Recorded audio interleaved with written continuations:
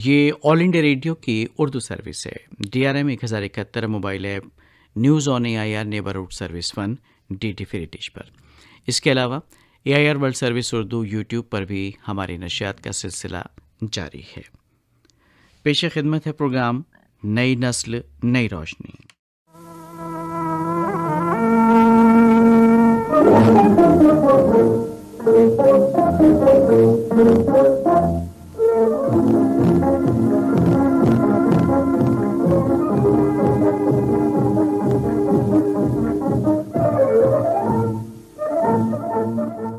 نئی نسل نئی روشنی پروگرام کے تمام دوستوں کو نعیم کا پرخلوص آداب۔ امید کرتے ہیں ہمارے تمام دوست بہت اچھے ہوں گے، خیر و عافیت سے ہوں گے اور زندگی کے لطف لے رہے ہوں گے۔ زندگی کے لطف لینے سے یاد آیا، دوستوں کے بغیر تو زندگی ادھوری ہوتی ہے جناب۔ اگر آپ کی زندگی میں دوست شامل نہیں ہیں تو پھر زندگی کا لطف تھوڑا کم ہو جاتا ہے۔ اور دوستی کی اگر بات کی جائے تو کسی بھی عمر میں کسی سے بھی ہو سکتی ہے، اس میں کوئی رنگ و نسل کی بات نہیں ہے، کوئی عمر کی قید نہیں ہے، کسی کو بھی کسی سے دوستی کسی کی ہو سکتی ہے، کیونکہ خیالات ملنے چاہیے اور دوستوں کے حال چال بھی پوچھتے رہنا چاہیے۔ کیا آپ اپنے دوستوں کی خیریت لیتے ہیں باقاعدگی سے؟ اب کچھ دوست ہمارے کہیں گے کہ بالکل لیتے ہیں جناب، اور کچھ کہیں گے ہاں کبھی کبھی ایسا ہو جاتا ہے، کیونکہ ہر آدمی اپنی جگہ اس زندگی میں مصروف ہے۔ اب مصروفیت تو دیکھیے سب کے ساتھ ہوتی ہیں دوستوں، لیکن اپنے دوستوں کے لیے وقت نکالنا چاہیے، ان کے حال چال پوچھنے چاہیے، اور یہ جو حال چال پوچھنے کا ایک سلسلہ ہے بڑا پرانا ہے۔ کسی زمانے میں خط و کتابت ہوا کرتی تھی اور دوست احباب کے حال چال پوچھ لیے جاتے تھے، اور خط کے ذریعے یہ بات چیت ہوا کرتی تھی، اور خط لکھنے کا انداز ایسا ہوتا تھا کہ یوں لگتا تھا کہ جیسے ہم آمنے سامنے بیٹھ کر بات کر رہے ہوں۔ اور اگر اس فن کی بات کی جائے تو اس فن میں مرزا غالب سے زیادہ ماہر اور کون ہو سکتا ہے۔ ان کے خطوط کیا ہوتے تھے، لگتا تھا جیسے کسی سے ملاقات ہو رہی ہو روبرو۔ اپنے دوستوں کو اس طرح کے وہ خطوط لکھا کرتے تھے۔ اور ویسے تو دیکھیے ان کے بارے میں کہا ہی جاتا ہے کہ ہیں اور بھی دنیا میں سخنور بہت اچھے، کہتے ہیں کہ غالب کا ہے انداز بیاں اور۔ تو آئیے آج مرزا غالب کے خطوط کی روداد آپ کو سنا دی جائے، کس طرح کے خطوط وہ لکھتے تھے اور موجودہ دور میں کیا اس کی معنویت ہے۔ ان سب باتوں پر اپنے خیالات کا اظہار فرما رہے ہیں ہمارے ایک نوجوان دوست احتشام احمد دار۔ مرزا غالب کے خطوط اس حوالے سے۔ غالب کے خطوط جو کسی دوست، شاگرد یا نواب صاحب کو مخاطب کر کے تحریر کیے گئے، تحریر میں آنے کے تقریباً 200 سال بعد بھی اپنی اہمیت اور معنویت رکھتے ہیں۔ میں یہاں اپنی توجہ خطوط غالب کے کچھ پہلوؤں کی طرف لانا چاہوں گا اور سامعین کو یہ احساس دلانے کی کوشش کروں گا کہ کیسے غالب کے خط اتنے سال بعد بھی اس جدید دور اور زندگی سے میل رکھتے ہیں۔ ای میل، فیس بک، انسٹاگرام اور واٹس ایپ نے خطوں کو تحریر کرنے اور بھیجنے کا سلسلہ موقوف کر دیا ہے اور دنیا کو ایک عالمی گاؤں بنا دیا ہے۔ آج کی دنیا میں ہم کسی بھی شخص سے ہر وقت رابطہ قائم کر سکتے ہیں اور ان کی خیریت معلوم کر سکتے ہیں۔ ہمارے پیغامات اکثر دوستوں اور احباب کو ذاتی اور براہ راست ہوتے ہیں، جیسے کہ کیا کر رہے ہو، موسم کتنا اچھا ہے نا، یہ دیکھو میں نے ایک نئی قمیض خریدی۔ غالب بھی برسوں پہلے کچھ ایسے ہی لکھتے تھے۔ کمال یہ ہے کہ ان کے پاس کوئی واٹس ایپ یا انسٹاگرام نہیں تھا، بلکہ قلم اور کاغذ بھی مہنگا تھا اور خط بھیجنے میں کافی دن لگ جاتے تھے۔ لیکن ان کے خط پڑھ کر ہمیں ایسا لگتا ہے کہ شاید غالب ہمارے سامنے بیٹھے ہوں اور ہم سے باتیں کر رہے ہوں۔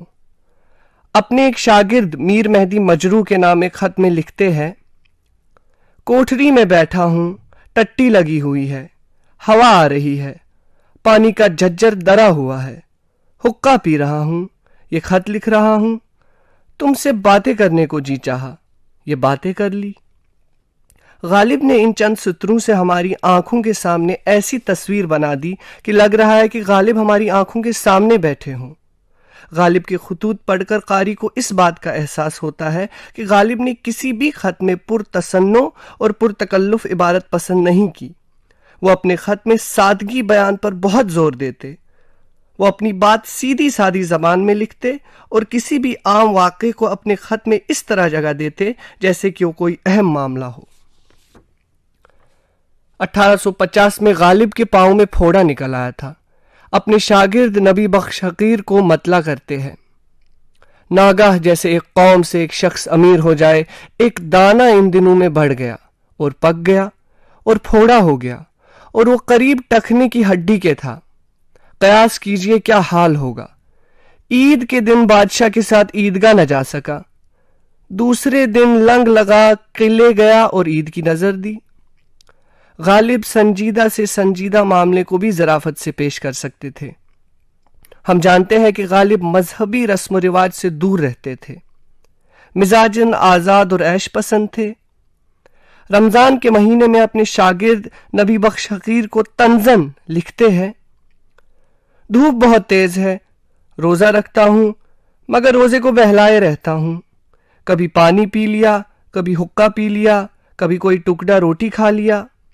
یہاں کے لوگ عجب فہم اور طرفہ روش رکھتے ہیں، میں تو روزہ نہیں رکھتا، یہ نہیں سمجھتے کہ روزہ نہ رکھنا اور چیز ہے اور روزہ بہلانا اور بات ہے۔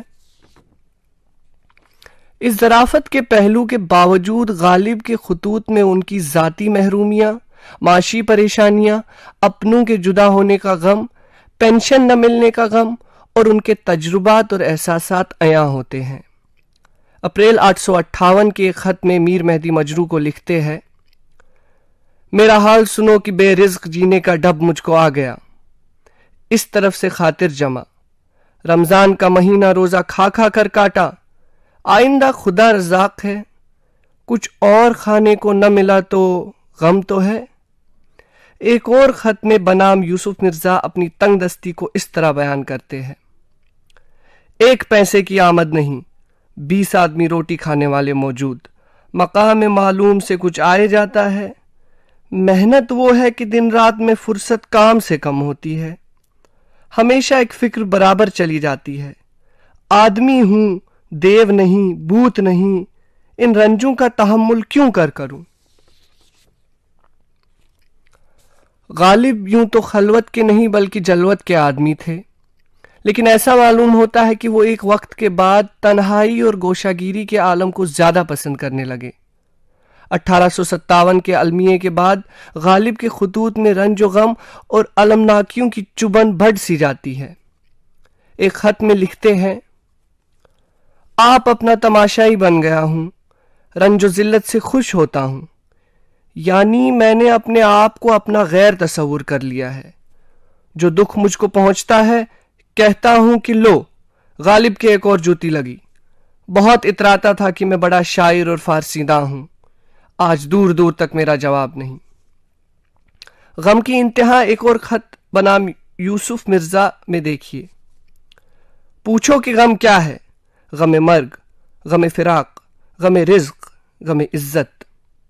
آگے اسی خط میں لکھتے ہیں، وہ عرق جو بقدر طاقت بنائے رکھتا تھا اب میسر نہیں، سب سے بڑھ کر آمد گورنمنٹ کا ہنگامہ ہے، دربار میں جاتا تھا خلت فاخرہ پاتا تھا، وہ صورت اب نظر نہیں آتی، نہ مقبول ہوں نہ مردود ہوں، نہ بے گناہ ہوں نہ گنہگار ہوں، نہ مخبر نہ مفسد۔ مفلسی، ناقدری، ناکامی کے باوجود غالب زندگی کے آخری لمحوں تک زندہ رہنے کے لیے جدوجہد کرتے رہے۔ اگر غالب میں زندہ رہنے کی غیر معمولی قوت نہ ہوتی تو وہ مرنے سے بہت پہلے ہی مر گئے ہوتے۔ غالب اپنے خطوط میں ہمارے دکھ درد اور خوشی و غم میں شریک ہوتے دکھتے ہیں، اور ان خطوط میں وہ ایک حساس اور دھڑکتے ہوئے دل اور سانس لیتی زندگی کے وجود سے اپنا قلم اٹھاتے ہیں۔ مرزا غالب اپنی مفلسی اور ذاتی محرومیوں کے باوجود ایک انسان دوست اور دنیادار آدمی کی حیثیت سے زندگی گزارتے تھے۔ اپنے کئی خطوط میں انہوں نے اپنے شاگردوں، احباب اور دوستوں کی سفارشیں کی ہیں۔ مارچ 1865 میں بزرگ حکیم غلام مرتضی خان کے نام ایک شخص کی سفارش کرتے ہوئے لکھا، अब एक तरह की इनायत का साइल हूँ। हामिल हाजल मकतूब पंडित जय नारायण मेरा एक खत लेकर हाजिर हुए हैं। इनके बुजुर्ग नवाब अहमद बख्श खां की सरकार में मुनासिब आलिया और ओहदा हाय जलीला रखते थे। अब मौका ये आया है कि जस्तजुए नौकरी में पटियाले आते हैं। आपको मेरे सर की कसम, जहां तक हो सके सही करके इनको मुआफिक इनकी इज्जत के कोई मनसब, कोई ओहदा दिलवा दोगे तो मैं ये जानूंगा कि तुमने मुझे नौकर रखवा दिया। बड़ा एहसानमंद होगा। गालिब के खतूत को पढ़कर उस जमाने की समाजी, इक्तिसादी और सियासी हालात का भी पता लगता है। 1857 की जंग के बाद गालिब ने दिल्ली की बर्बादी बयान करते हुए कई खत लिखे, जिनसे मालूम होता है कि 1857 के इनकलाब ने दिल्ली को किस तरह झंझोड़ कर रख दिया होगा। सितंबर 1860 के एक खत में चौधरी अब्दुल गफूर सुरूर को शहर की तबाही की सूरत हाल से आगाह करते हुए गालिब लिखते हैं, यहाँ शहर डह रहा है। बड़े बड़े नामी बाजार और उर्दू बाजार और खानम का बाजार कि हर एक बजाय खुद एक कस्बा था, अब पता ही नहीं कि कहाँ थे। साहिबान अमकिना और दुकाकी नहीं बता सकते कि हमारा मकान कहाँ था और दुकान कहाँ थी। अंग्रेजी हुकूमत का एशिया पर टैक्स लगाने के हुक्म के बाद मीर मेहदी मजरू को लिखते हैं, सिवाय अनाज और उपले के कोई चीज ऐसी नहीं जिस पर महसूल न लगा हो। मीर मेहदी को एक और खत में रकम तराज है, 4 दिन से पुर हवा चल रही है, अब रातें हैं मगर सिर्फ छिड़काव होता है, मेह नहीं बरसता। गेहूं, चना, बाजरा तीनों अनाज एक बाव है, 9 सीर 9.5 सीर। जैसे कि पहले कहा गया कि गालिब की जिंदगी में 1857 का इनकलाब बहुत अहम वाक़े की हैसियत रखता था। गदर के फौरन बाद शहर शाहजहांबाद से मुसलमानों को निकाल दिया गया और दारोगीर का भयानक सिलसिला शुरू हुआ। इस सूरत हाल के बारे में दिसंबर 1860 के मुरासले में तुफ्ता को लिखते हैं, राजा ने साहिबान आली शान से ओहद लिया था कि बरवक्त गारत दिल्ली ये लोग बच रहे। चुनांचे बाद फतह राजा के सिपाही यहां आ बैठे और ये कूचा महफूज रहा, वरना मैं कहां और ये शहर कहां। मुबालगा न जानना, अमीर गरीब सब निकल गए, जो रह गए थे वो निकाले गए। जागीरदार, पेंशनदार, दौलतमंद, अहले हिरफा कोई भी नहीं है। मुफस्सिल हाल लिखते हुए डरता हूं। गदर के बाद मिर्जा गालिब के अपने और गैर रफ्ता रफ्ता इस दुनिया से चल बसे। अपनों से जुदाई, जाती परेशानियां और महरूमियां, माशी तंगियां और उजड़ी दिल्ली को देखकर गालिब अंदर बाहर टूट से गए और उनकी सेहत आहिस्ता आहिस्ता खराब होने लगी और बिलाखिर 15 फरवरी 1869 को ये चिराग हमेशा के लिए खामोश हो गया। लेकिन अभी भी गालिब की आवाज़ हर सुखनवर के कानों में गूंजती है कि मैं से गरज निशात है किस रौसिया को, एक गूना बेखुदी मुझे दिन रात चाहिए। नौजवान कलमकार एहतशाम अहमद डार आपको बता रहे थे खुतूते गालिब के मुतालिक, और क्या अंदाज़ था मिर्ज़ा गालिब का, ये तो आप समझ ही गए होंगे। वाकई ऐसा लगता था कि ऐसे हम आपस में बैठकर बातें करते हैं, दो दोस्त। कुछ इसी अंदाज में वो अपने दोस्त व अहबाब को खतूत लिखा करते थे और उनके खतूत वाकई बहुत खूबसूरत खतूत हैं। कभी अगर वक्त मिले तो ज़रूर पढ़िएगा, और ये आज भी आपको पढ़ने को मिल सकते हैं और वो पुरानी यादें ताज़ा हो जाती हैं। एक रिवायती जो तरीक़ा है ख़त के ज़रिए अपनी बात कहने का, वो ताज़ा हो जाता है। खत उसके हाथ का आता नहीं कोई, खत उसके हाथ का आता नहीं कोई, क्या हादसा हुआ है बताता नहीं कोई।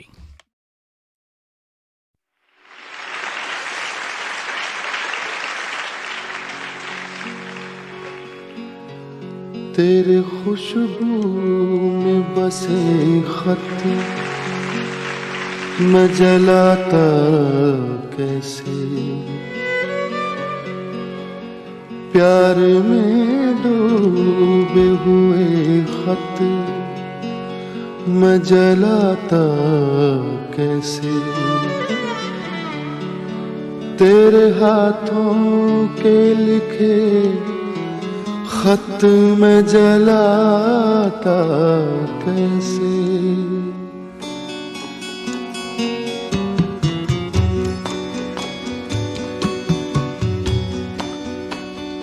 جن کو دنیا کی نگاہوں سے چھپائے رکھا,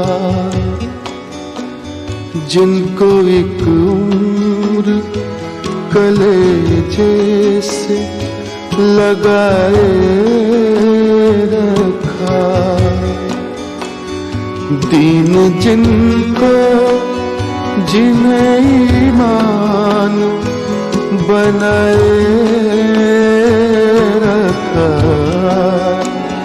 تیرے خوشبو میں بسے خط میں جلاتا کیسے.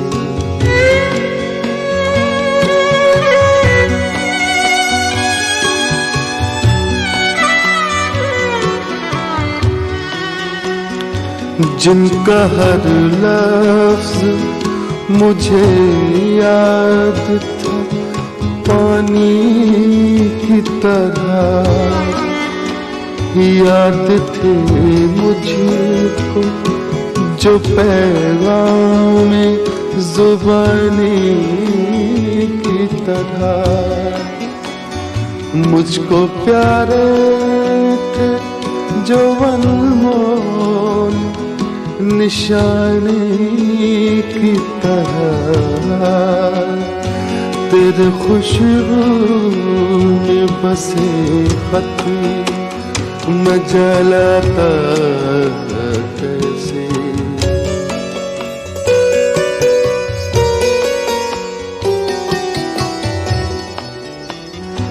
تو نے دنیا کی نگاہوں سے جو بچ کر لکھے, سال ہر سال میرے نام برابر لکھے, کبھی دن میں تو کبھی رات کو اٹھ کر لکھے, تیرے خوشبو میں بسے خط میں جلاتا کیسے.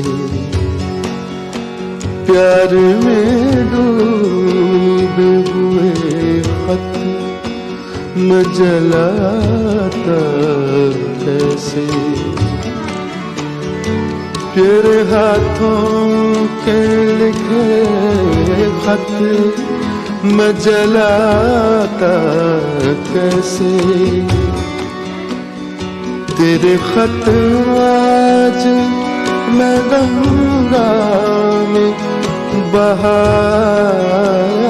ہوں, تیرے خط آج میں گنگا میں بہا ہوں, آگ بہتے ہوئے پانی میں لگا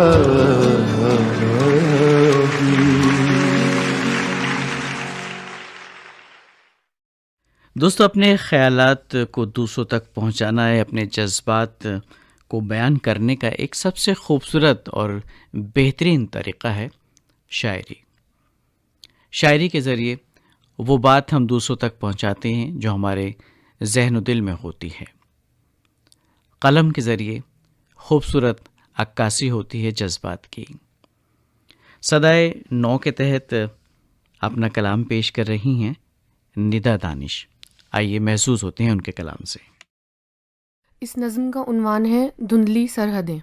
ان بے جان سڑکوں سے اٹھتا کوئی ایسا پہاڑ بھی ہوگا جہاں سرحد کے نشان تمہاری اور میری سانسوں کی گرمی سے دھندلا جاتے ہوں گے. چلو وہیں چلتے ہیں, کسی وادی کے سنسان کونے سے شہر والوں کے گھر کی روشنی اپنی آنکھوں سے ناپیں گے, اور اس روشنی کی گرمی میں ٹھٹھرتے سرد ہاتھ سیکیں گے. تب میں تم سے حدوں کی بات کروں گی, تم انگلی سے زمین پر لکیریں کھینچنا. میں زمین پر پاؤں رکھوں گی، تم سر اٹھا کے ستارے دیکھنا۔ ان سنسان سرحدوں کے پار کوئی ایسی وادی بھی ہوتی ہوگی جہاں نفرت کی زبان تمہارے اور میرے جذبوں کی نرمی سے خاموش ہو جاتی ہوگی۔ چلو وہیں چلتے ہیں جہاں میں فاصلوں کی آزمائش کروں تو تم فقط مجھے گلے لگانا، میں پوچھوں پھر کب ملیں گے، تم محض مجھے چھوڑ کے نہ جانا، میں امید کی خواہش کروں گی، تم صبح کا سورج اگانا، میں نا امیدی کے دن گنوں تو مسلسل میرا ساتھ نبھانا، میں وہ رات کا آسمان ہوں جس نے سوالوں کو اوڑھ رکھا ہے، تم وہ صبح کی لو ہو جو پاک و شفاف و روشن ہے۔ ایک سوال کے دو جواب ہیں ہم، ایک آسمان کے برعکس کنارے، دور اس لیے ہیں شاید کہ قربت ہمیشہ بنی رہے۔ دوسری نظم کا عنوان ہے زار زار زندگی۔ وہ زندگی جو میں نے نہیں گزاری، وہ زندگی جو میں نے نہیں گزاری، وہ زندگی مجھ پر زار زار گزری ہے۔ جامع مسجد کے مٹیا محل علاقے میں وہ جو ہمارا مکان ہو سکتا تھا، اس مکان کے سونے آنگن میں پڑی ٹوٹی کرسی پر رات بے قرار گزری ہے۔ یہ زندگی مجھ پر زار زار گزری ہے۔ دور کسی جنگل کی گہرائی میں ایک پگڈنڈی شہر سے پرے جاتی ہے، اس جگہ اپنے قدموں کے نشان تلے تھکی تھکی سی راہ بہار گزری ہے۔ یہ زندگی مجھ پر زار زار گزری ہے۔ وہ زندگی جو میں نے نہیں گزاری، وہ زندگی مجھ پر زار زار گزری ہے۔ برف کی ٹھنڈی چادر میں دبے ہمارے اماں بابا ہونے کے نشان، توتلے حروف جو کر سکتے تھے بیان، وہ زبان مجھ میں آبشار گزری ہے۔ یہ زندگی مجھ پر زار زار گزری ہے۔ نگاہ سے جھڑ کے جو تمہاری کبھی پھول گریں، صفحہ صفحہ میں نے ان گلوں کو قید کیا۔ ایسے ہی کتنے موہوم میں مبتلا زیست، نظر قفس و کار اگار گزری ہے۔ یہ زندگی مجھ پر زار زار گزری ہے۔ وہ زندگی جو میں نے کبھی نہیں گزاری، وہ زندگی مجھ پر زار زار گزری ہے۔ اس نظم کا عنوان ہے کیا تم میرے ہوئے۔ میں نے اس کرسی پر کسی کو بیٹھے نہیں دیکھا اب تک سوائے اپنے، تو کیا یہ میری ہوئی؟ ان دیواروں پر کوئی تصویر نہیں، اس ایزل کی طرح جس پر کوئی کینوس بھی ہوتا تو یقیناً خالی ہوتا۔ کوئی تصویر وہ منظر بیاں نہیں کر سکتی جو ان خاموش دیواروں نے سمیٹے ہوئے ہیں۔ اس کمرے کا گوشہ گوشہ خالی ہے، ہوا کھڑکی سے نہیں گزرتی، اس اجالے کا کوئی پاس نہیں جو اس جگہ نے اندھیروں میں چھپا رکھا ہے۔ یہ گھر خالی ہے، ایک دم خالی، یہاں مستقبل کا دم گھٹتا ہے مگر حال پنپ رہا ہے آہستہ آہستہ۔ میں نے تمہارے اندر کسی کو نہ پایا اب تک سوائے اپنے، تو کیا تم میرے ہوئے۔ اگلی نظم کا عنوان ہے میں خوش ہوں۔ میں خوش ہوں، یوں میرا ہاتھ تھامو گے، ساتھ راہوں میں چلو گے تو میں خوش ہوں۔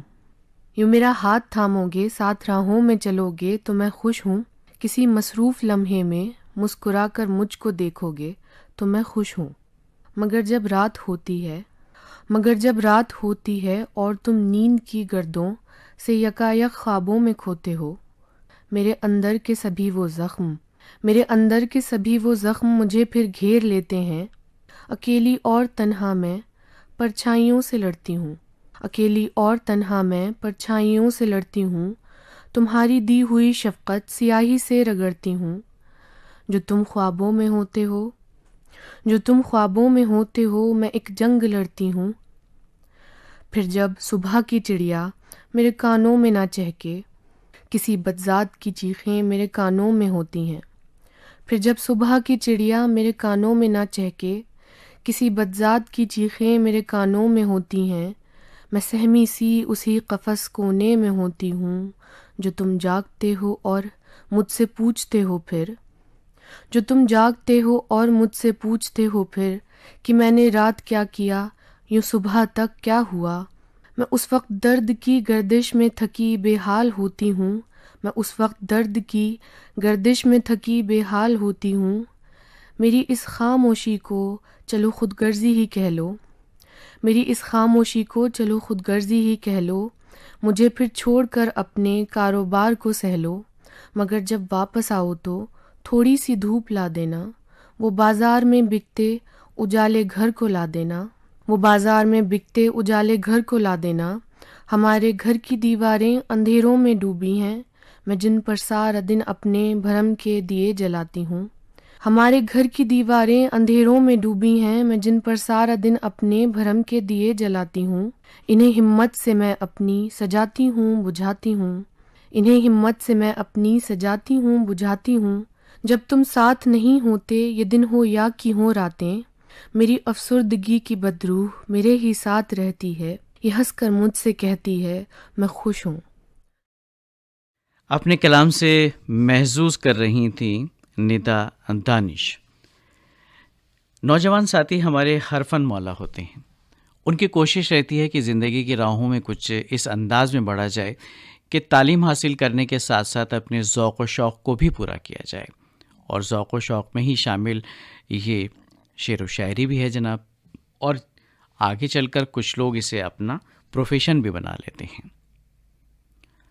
ہم نے بات کی تھی پروگرام کی شروعات میں دوستوں کی محفل کس طرح سجتی ہے اور کیسے گلزار ہوتی ہیں وہ محفلیں جس میں دوست ہوتے ہیں، لیکن کبھی کبھی ایک وقت ایسا بھی آتا ہے کہ انسان اکیلا ہو جاتا ہے اور اس کو وہ تنہائی بہت پریشان کرتی ہے، خاص طور پہ وہ نوجوان جو بالکل تنہا ہو۔ اس کی جو کہانی ہے کچھ اس انداز میں جگجیت سنگھ نے پیش کی ہے۔ چولہے اگ نہ کڑے دے وچ پانی،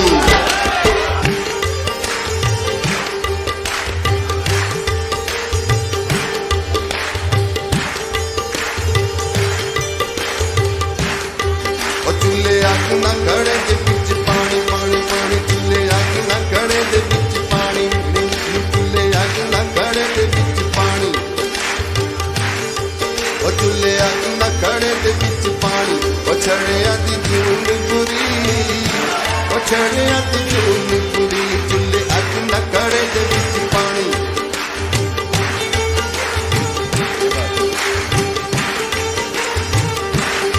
او چولہے اگ نہ کڑے دے وچ پانی، او چھڑیاں دی جون پوری، او چھڑیاں دی جون پوری، اوے ربا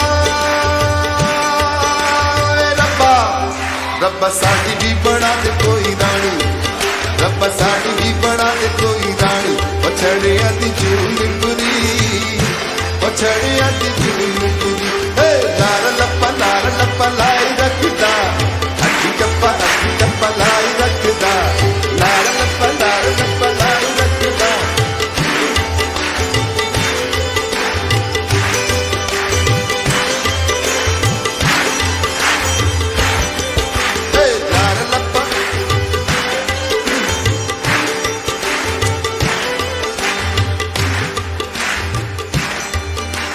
کم کر کر کے جدوں بھی گھروں آئی دا، مار مار پھوکا چولہے وچ تھک جائی دا، او کم کر کر کے جدوں بھی گھروں آئی دا، مار مار پھوکا چولہے وچ تھک جائی دا، روٹی پیندی اے کچی پلی کھانی، او روٹی پیندی اے کچی پلی کھانی، او چھڑیاں دی جون پوری، او چھڑیاں دی جون پوری، اوے ربا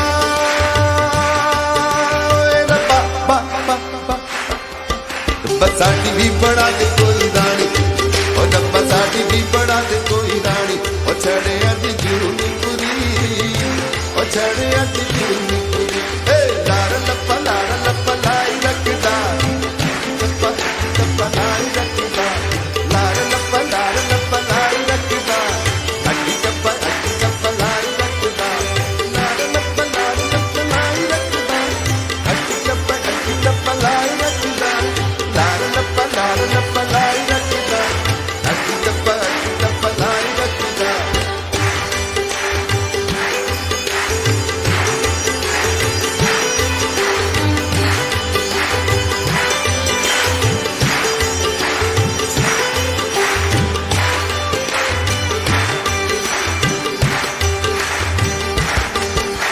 دسی کہانی کی پچھڑیاں تے دل دی، سانو تاں گوانڈنا تو اگ بھی نہ ملدی،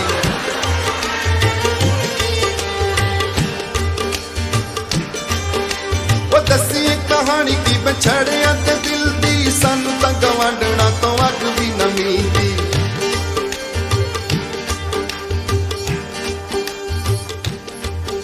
جے چھڑے دی ماں مر جاوے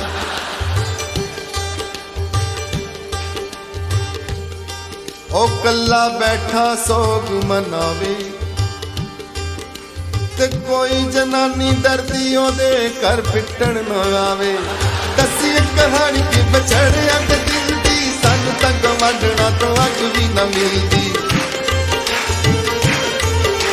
ਉਹ ਦੱਸੀ ਕਹਾਣੀ ਕਿ ਵਿਛੜਿਆ ਤੇ ਦਿਲ ਦੀ ਸਾਨੂੰ ਤਾਂ ਗਵਾਂਢਣਾ ਤੋਂ ਅੱਗ ਵੀ ਨਾ ਮਿਲਦੀ ਉਹ ਸਾਡੇ ਲੜ ਵੀ ਤੂੰ ਲਾ ਦੇ ਕੰਜੀ ਕਾਣੀ ਸਾਡੇ ਲੜ ਵੀ ਤੂੰ ਲਾ ਦੇ ਕੰਜੀ ਕਾਣੀ ਉਹ ਛੜਿਆ ਦੀ ਜੂਨ ਪੁਰੀ ਉਹ ਛੜਿਆ ਦੀ ਜੂਨ ਪੁਰੀ ਓਏ ਰੱਬਾ। तो दोस्तों ये था आज का नई नस्ल नई रोशनी प्रोग्राम और अब वक्त ख़त्म होता है आज के प्रोग्राम का। इस प्रोग्राम से अपने मेज़बान नईम को इजाज़त दीजिए इस उम्मीद के साथ कि आप ज़िंदगी में बस यूं ही आगे बढ़ते रहेंगे और ज़िंदगी का ये कारवां यूं ही रवां दवा रहेगा, खुशियों का आपका साथ रहेगा और हमारा भी आपका साथ रहेगा। आइंदा प्रोग्राम में आपसे फिर होगी मुलाकात। अपने मेज़बान नईम को दीजिए इजाज़त।